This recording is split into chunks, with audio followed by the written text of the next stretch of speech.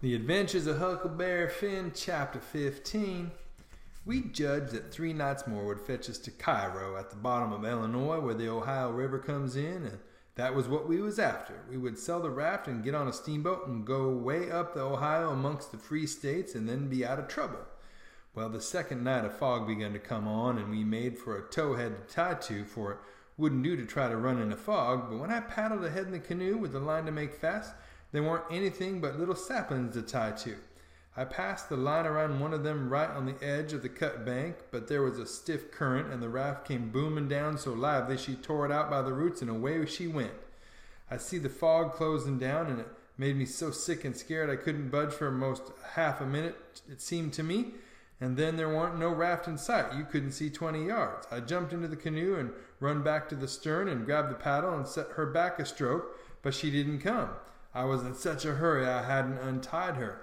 I got up and tried to untie her, but I was so excited my hands shook so I couldn't hardly do anything with them. As soon as I started, I took out after the raft, hot and heavy, right down the towhead. That was all right as far as it went, but the towhead weren't 60 yards long, and the minute I flew by the foot of it, I shot out into the solid white fog, and I had no more idea which way I was going than a dead man. Thinks I, it won't do to paddle. First I know I'll run into the bank or a towhead or something. I got to sit still and float, and yet it's mighty fidgety business to have hold your hands still at such a time. I whooped and listened. Away down there somewheres I hears a small whoop, and up comes my spirits.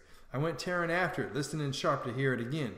The next time it come, I see I weren't heading for it, but heading away to the right of it. And the next time I was heading away to the left of it, and not gaining on it much either, for I was flying around this way and that and the other, but it was going straight ahead all the time. I did wish the fool would think to beat a tin pan and beat it all the time, but he never did, and it was the still places between the whoops that was making the trouble for me. Well, I fought along, and directly I hear the whoops behind me. I was tangled good now. That was somebody else's whoop, or else I was turned around. I throwed the paddle down. I heard the whoop again. It was behind me yet, but in a different place. It kept coming and kept changing its place, and I kept answering till by and by it was in front of me again, and I knowed the current had swung the canoe's head downstream, and I was all right if that was Jim and not some other raftsman hollering. I couldn't tell nothing about voices in a fog, for nothing don't look natural nor sound natural in a fog. The whooping went on, and in about a minute I came a-booming down on a cut bank with smoky ghosts of big trees on it, and the current throwed me off to the left and shot by amongst a lot of snags that fairly roared. The current was tearing by them so swift. In another second or two it was solid white and still again. I sat perfectly still then, listening to my heart thump, and I reckon I didn't draw a breath while it thumped 100. I just give up then. I knowed what the matter was. That cut bank was an island, and Jim had gone down to other side of it. It weren't no towhead that you could float by in 10 minutes. It had the big timber of a regular island. It might be 5 or 6 miles long and more than a half a mile wide. I kept quiet with my ears cocked about 15 minutes, I reckon.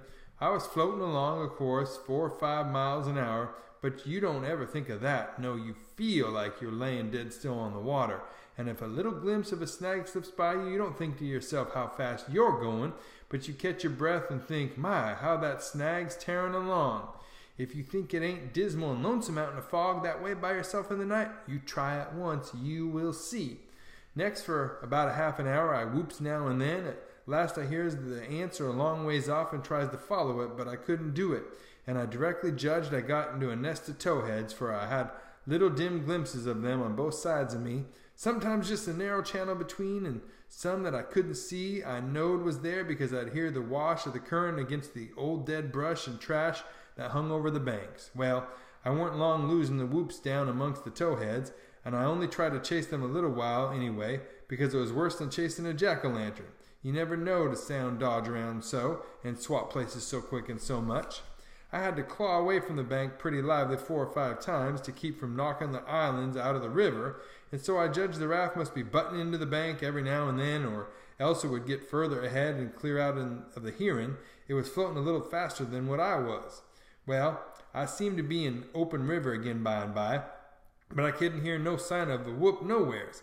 I reckon Jim had fetched up on a snag maybe, and it was all up with him. I was good and tired, so I laid down in the canoe and said I wouldn't bother no more. I didn't want to go to sleep, of course, but I was so sleepy I couldn't help it. so I thought I would just take one little cat nap. But I reckon it was more than a cat nap, for when I waked up the stars were shining bright, the fog was all gone, and I was spinning down a big bend stern first. First I didn't know where I was. I thought I was dreaming, and when things began to come back to me, they seemed to come up dim out of the last week. It was a monstrous big river here, with the tallest and the thickest kind of timber on both banks. Just a solid wall, as well as I could see by the stars. I looked away downstream and seen a black speck on the water. I took after it, but when I got to it, it weren't nothing but a couple of saw logs made fast together. Then I see another speck, and I chased that. Then another, and this time I was right. It was the raft. When I got to it, Jim was sitting there with his head down between his knees asleep, with his right arm hanging over the steering oar. The other oar was smashed off, and the raft was littered up with leaves and branches and dirt, so she'd had a rough time. I made fast and laid down under Jim's nose on the raft and began to gap, and stretched my fists out against Jim and says, "Hello, Jim, have I been asleep? Why didn't you stir me up?" "Goodness gracious, is that you, Huck? And you ain't dead, you ain't drowned, you's back again? It's too good for true, honey, it's too good for true. Let me look at you, child, let me feel o' you. Now you ain't dead, you's back again, living and sound. Just the same old Huck, thanks to goodness." "What's the matter with you, Jim? You been a drinking?" "Drinking? Has I been a drinking? Has I had a chance to be a drinking?" "Well then, what makes you talk so wild?" "How does I talk wild?" "How? Why, hain't you been talking about my coming back and all that stuff, as if I'd been gone away?" Huck Finn, you look me in the eye. Hain't you been gone away?" "Gone away? Why, what in the nation do you mean? I hain't been gone anywheres. Where would I go to?" "Well, looky here, boss. There's something wrong there is. Is I me, or who is I? Is I here, or was I? Now that's what I wants to know." "Well, I think you're here plain enough, but I think you're a tangle-headed old fool, Jim." "I is I? Well, you answer me this. Didn't you tote out the line in the canoe for to make fast to the towhead?" "No, I didn't. What towhead? I hain't seen no towhead." "You hain't seen no towhead? Looky here. Didn't the line pull loose and the raft go a-humming down the river and leave you and the canoe behind in the fog?" "What fog?" "Why, the fog.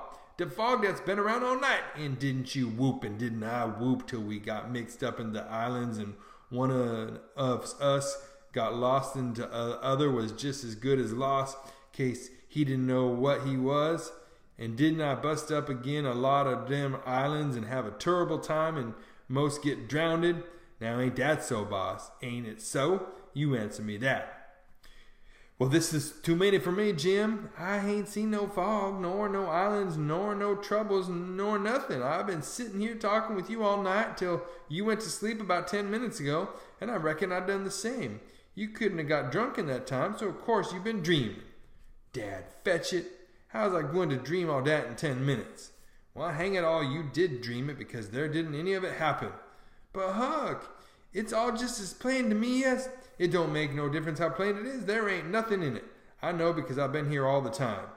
Jim didn't say nothing for about 5 minutes, but sat there studying it over. Then he says, "Well, then I reckon I did dream it, Huck.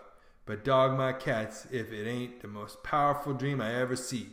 And I ain't ever had no dream before that's tired me like this one." "Oh, well, that's all right, because a dream does tire a body like everything sometimes. But this one was a staving dream. Tell me all about it, Jim." So Jim went to work and told me the whole thing right through, just as it happened, only he painted up considerable. Then he said he must start in and interpret it, because it was sent for a warning.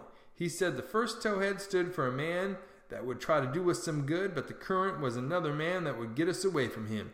The whoops was warnings that would come to us every now and then, and if we didn't try hard to make out to understand them, they'd just take us back into bad luck instead of keeping us out of it. The lot of towheads was troubles we was going to get into with quarrelsome people and all kinds of mean folks, but if we minded our business and didn't talk back and aggravate them, we would pull through and get out of the fog and into the big clear river, which was the free states, and wouldn't have no more trouble. It had clouded up pretty dark just after I got onto the raft, but it was clearing up again now. "Oh, well, that's all interpreted well enough as far as it goes, Jim," I says. "But what do these things stand for?" It was the leaves and rubbish on the raft and the smashed oar. You could see them first rate now. Jim looked at the trash and then looked at me and back at the trash again. He had got the dream fixed so strong in his head that he couldn't seem to shake it loose and get the facts back into its place again right away. But when he did get the thing straightened around, he looked at me steady without ever smiling and says, "What do they stand for? I's gwine tell you.